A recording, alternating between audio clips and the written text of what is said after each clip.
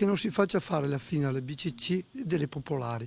È quella di Raffaele Baratto, un'altra delle voci critiche sulla decisione di trasformare i crediti cooperativi in società per azioni e raggrupparli in 3 gruppi su scala nazionale. E non una voce qualsiasi, ma da chi ha la visione privilegiata del Parlamento e della Commissione che sorveglia di fatto l'economia italiana. E il paragone con Veneto Banca e Popolare di Vicenza arriva da un onorevole toccato personalmente dalla vicenda e che ha visto proprio le società cooperative a responsabilità limitata, quali erano le banche venete, a subire l'imposizione della trasformazione in SPA, che comunque non le ha salvate dalla liquidazione coatta amministrativa. Del resto il ragionamento dell'onorevole Baratto è molto semplice.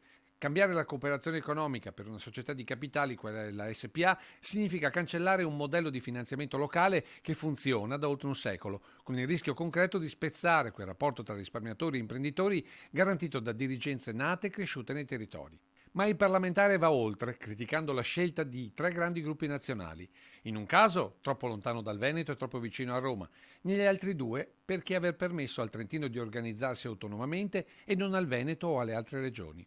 Per questo si annuncia battaglia in Parlamento fino all'ultimo giorno utile. Io credo che bisogna stare attento a questa vicenda, anche perché entro fine anno dovrebbe partire il tutto. Mi auguro che si blocchi un attimo, che si faccia un ragionamento, perché dai soldi si rischia di arrivare ad avere carte e i risparmiatori rischiano di trovarsi senza niente.